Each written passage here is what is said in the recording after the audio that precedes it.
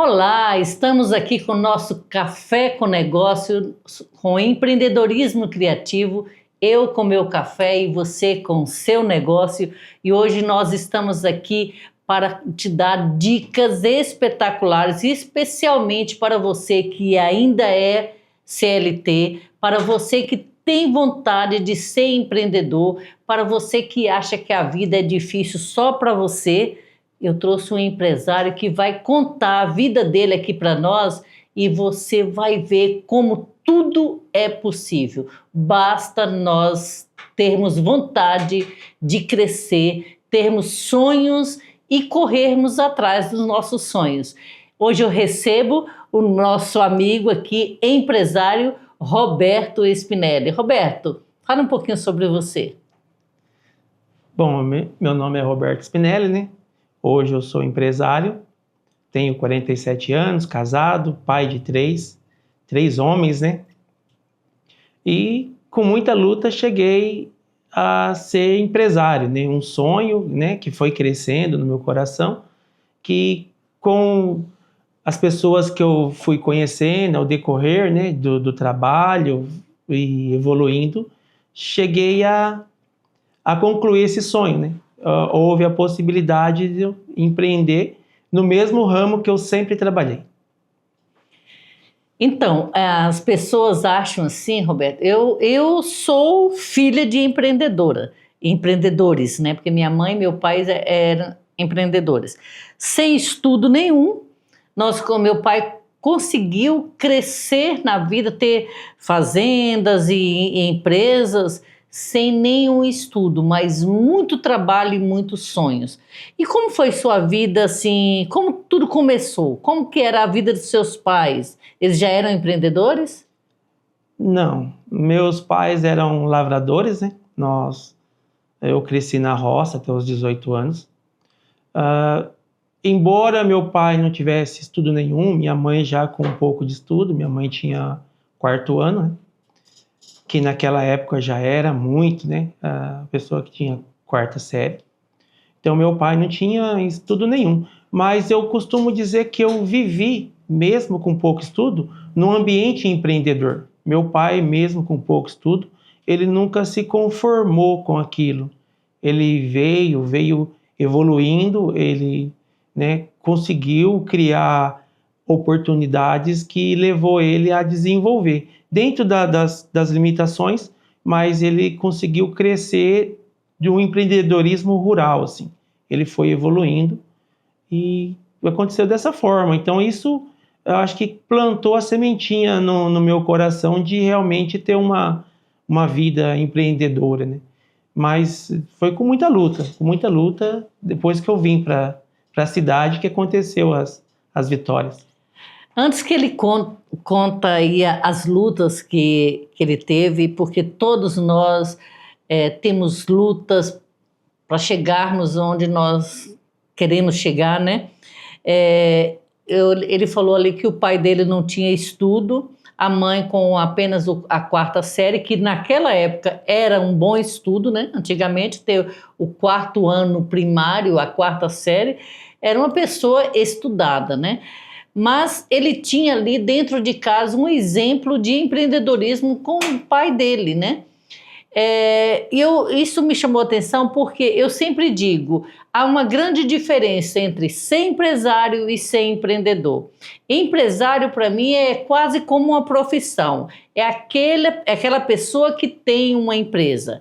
Empreendedor é aquela pessoa que enxerga oportunidades, que corre atrás dos sonhos, que luta para ter algo na vida. Então, essa pessoa é empreendedora realmente. Eu falo assim que sempre dentro de uma empresa, às vezes nós vemos funcionários que são verdadeiros empreendedores e vemos também patrões que são apenas empresários. Por isso que muitas empresas não crescem, porque o dono da empresa não aprendeu a ser um empreendedor. Ele tem apenas o título de empresário.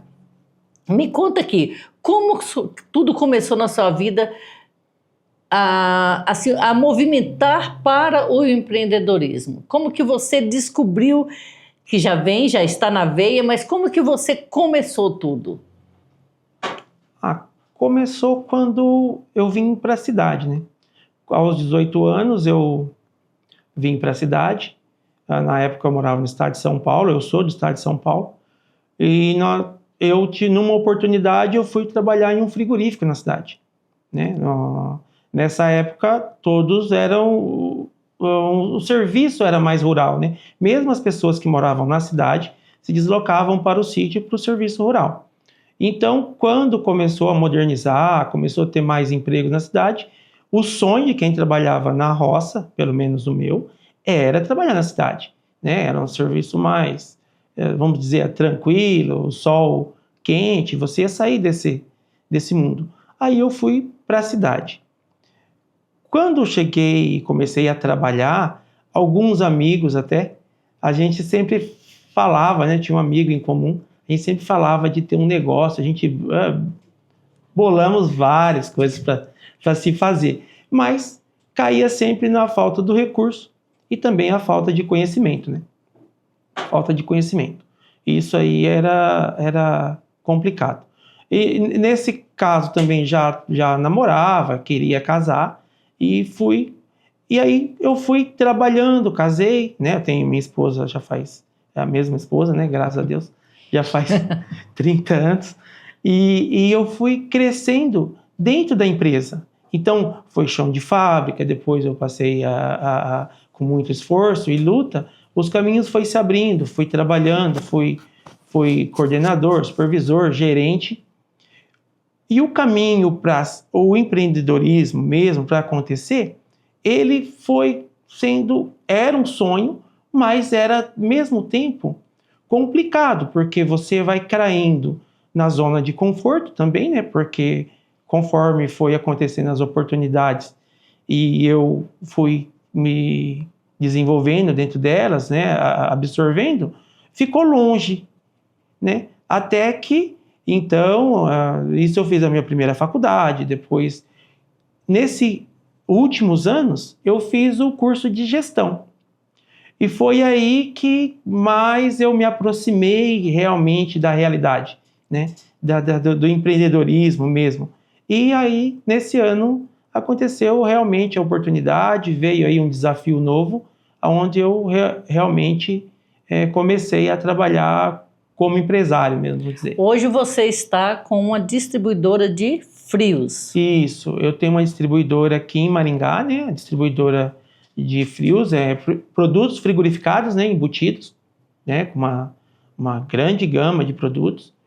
E estamos aí na luta, né? Para desenvolver, aprender muito, né? Tenho muito que aprender, porque a minha especialidade sempre foi o chão de fábrica. Então, o chão de fábrica é eu vou dizer uma escola.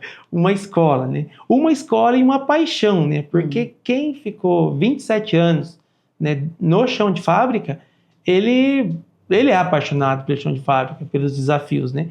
E junto com isso, a sementinha desabrochou do empreendedorismo.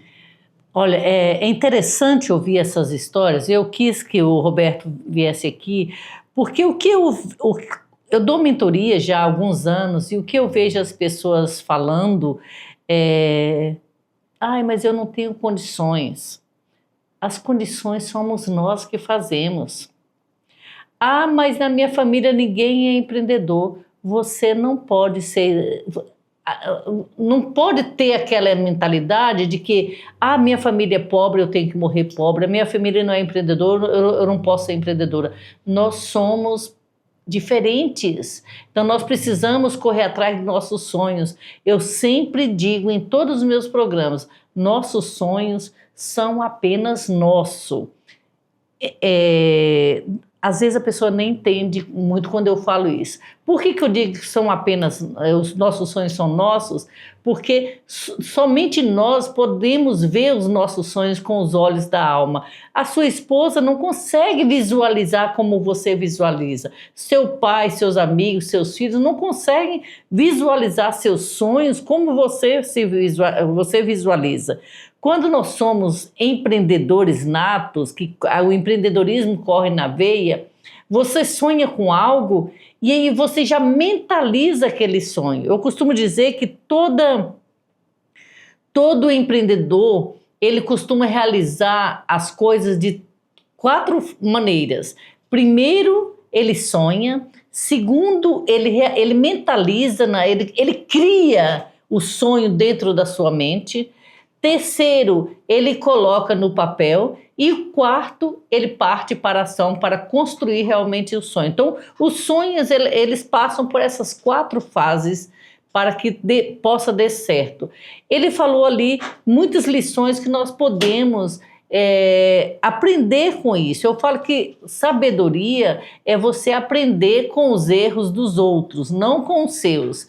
Então, assim, onde é que nós podemos aprender com a fala do Roberto aqui?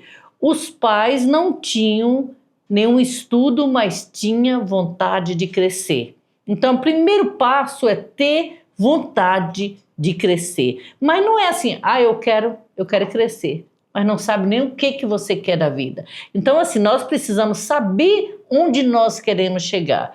O segundo passo que ele falou ali, ele trabalhou 27 anos no chão de fábrica. O que nós vemos hoje em dia?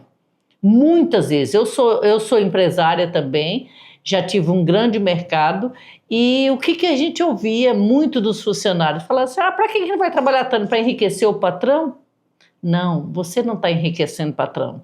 Ali é uma escola para a sua vida. Você tem que agradecer a Deus por ter dado essa oportunidade para que você possa aprender com essa oportunidade e montar seu próprio negócio. Então, pessoas egoístas, elas pensam, quando elas trabalham para o patrão, ela pensa que ela está enriquecendo o patrão. Não, você está se enriquecendo, você está criando oportunidade, você está aprendendo e ainda recebendo por aprender. Olha, se você começar a olhar por outro prisma, você vai perceber que você está recebendo para aprender. Então você está aprendendo de forma não gratuita, mas paga pelo seu patrão para que você possa crescer na vida. Todo patrão, ele quer que o funcionário cresça com ele. Só que tem mentes pequenas que acham que que ele está enriquecendo o patrão. E aí vive a vida inteira trabalhando e não consegue nada na vida por causa do egoísmo. Não é isso, Roberto? Malu, bem isso. Eu, graças a Deus pelo que meu pai sempre passou, minha mãe sempre passou, né? Era realmente aproveitar as oportunidades dentro da fábrica, né? Quando eu me desloquei do sítio para a cidade, lembro que minha mãe me chamou e falou assim, minha mãe já tinha trabalhado em fábrica, né?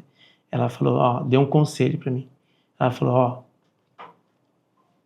aproveite as oportunidades. A oportunidade está em resolver o problema, em fazer aquilo que a pessoa te pede. Pediu para fazer algo, faça. Porque ela já tinha visão, né, mesmo tempo, que dentro da fábrica tem, o meu vai até aqui, daqui em diante já não é minha função. E quando existe dentro de fazer uma função diferente, a oportunidade de aprender algo diferente. Então, o conjunto de funções que você aprende a fazer é o profissional que você vai ser, né? Então, se você se limitar a algo, porque na sua cabeça aquilo não faz parte, é onde as pessoas pecam. Porque quando a pergunta você vai fazer uma função que não é sua, mas você sabe fazer? Se deixar você por conta, você consegue desenvolver? Não. Então ali está a oportunidade. A oportunidade é fazer algo que você diferente. E junto, né, com todas essas que você vai aprender, tudo isso que você aprende dentro da fábrica ou na vida, você aprende a resolver problemas. Está somando, né, para o crescimento. Exato. Então, olha, é muito interessante a fala do Roberto. Se você está aí conosco, fique até o final, porque esse vídeo aqui vale ouro, tá? Porque são dicas maravilhosas. Hoje em dia, se você for fazer um curso de marketing, O que o professor vai ensinar para você?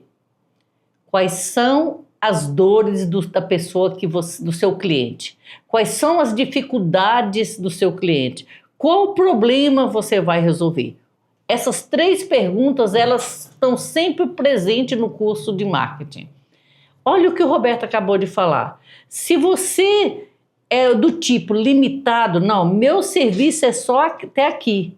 Daqui eu não faço mais, isso aqui não pertence a mim. Você está enganado. É onde você tem que... Não pode colocar limite para o seu crescimento. Você tem que romper barreiras. É essa parte de romper barreiras, fazer o que é desconhecido, que você não está acostumado a fazer, que está a grande oportunidade de você virar a chave da sua vida.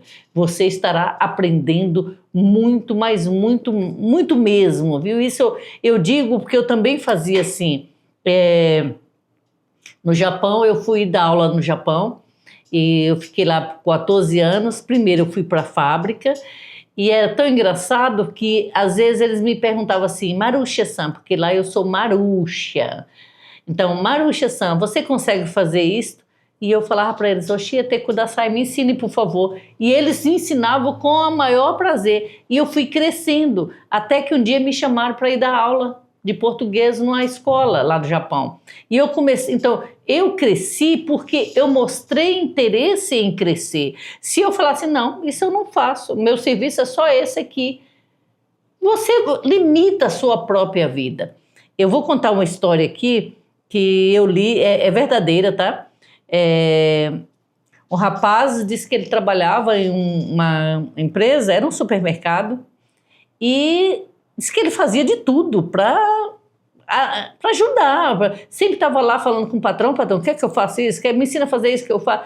E os outros chamavam ele de puxa-saco. E tinha um que sempre tirava a sarra dele, falava, já vai o puxa-saco. Sempre foi chamando ele de puxa-saco. E aí passaram-se anos, ele ficou lá, aquele cara saiu, que chamava ele de puxa-saco, saiu, aliás, quase todos saíram, ele ficou. Só que o patrão, ele não tinha filhos. E aí ele estava bem doente, ele chamou aquele rapaz e falou assim, olha, você quer comprar o meu mercado? Porque eu te vendo da forma que você puder pagar. Ele falou, não, eu compro, mas eu quero pagar, ser honesto com o senhor, eu pago tudo. Não, paga conforme você puder.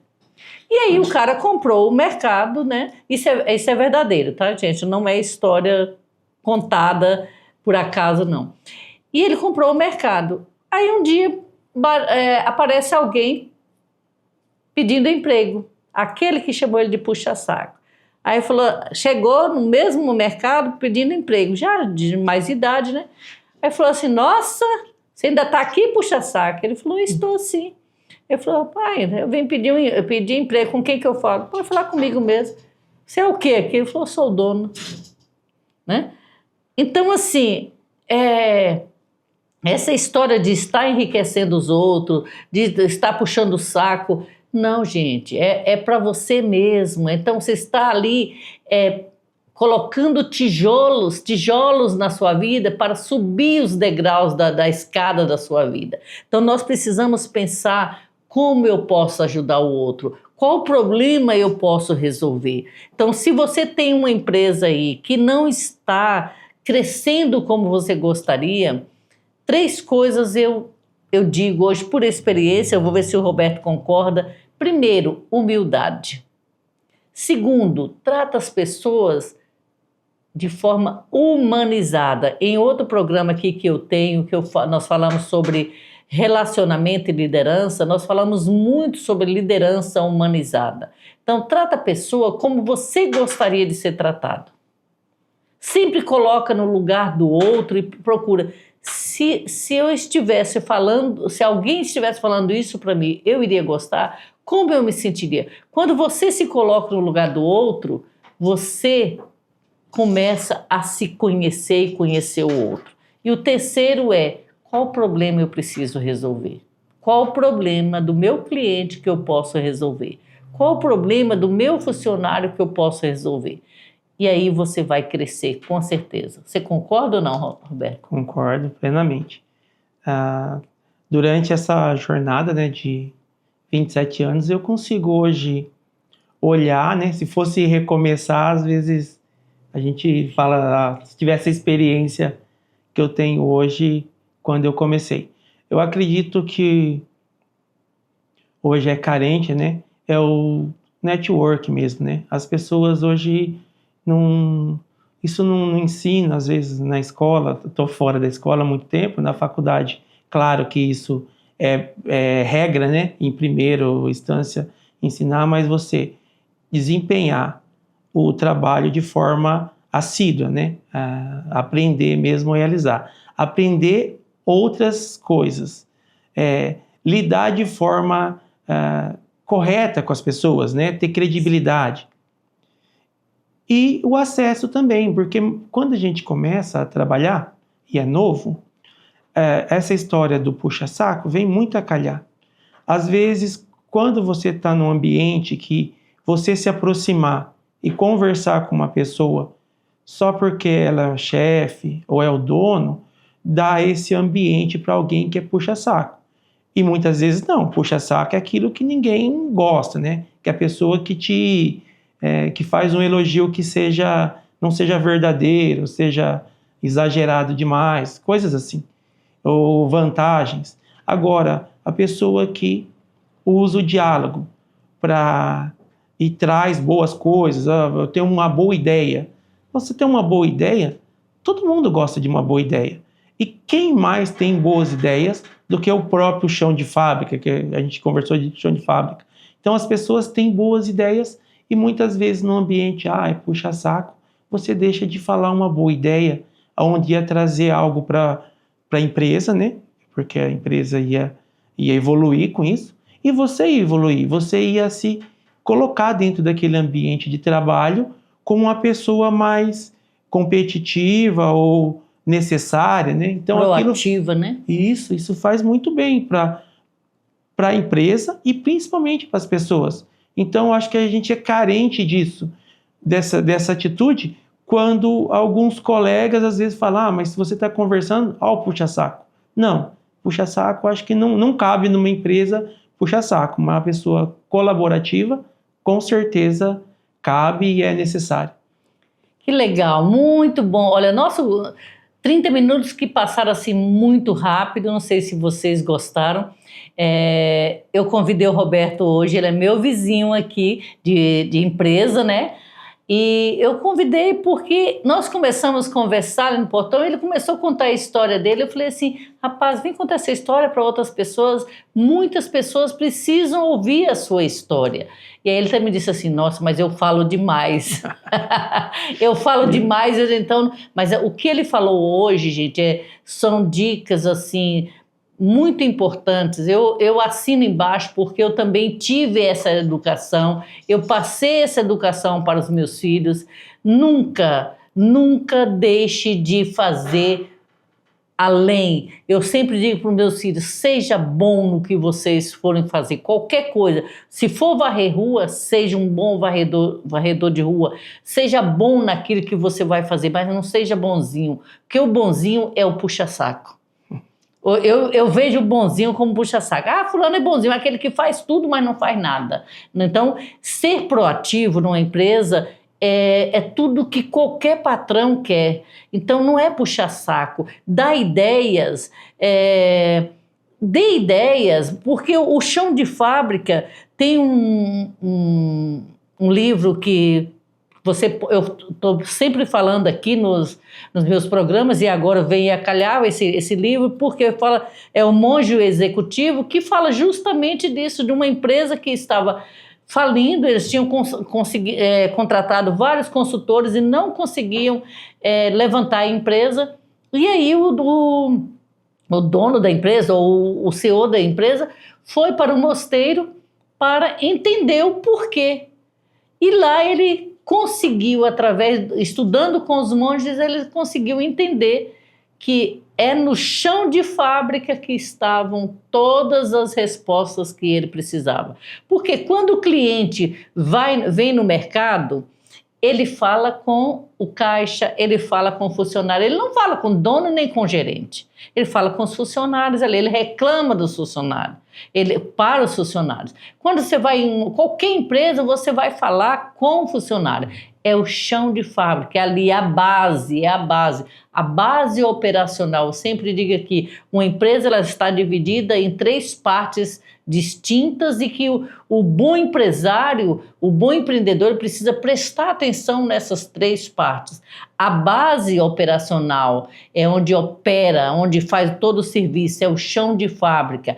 Essa base é como o alicerce da empresa, ela precisa estar bem estruturada. Depois nós temos pensando, fazendo uma comparação com a pirâmide, nós temos o meio, que é a tática, né? A parte tática, onde está o administrativo, a administração, a gestão da empresa.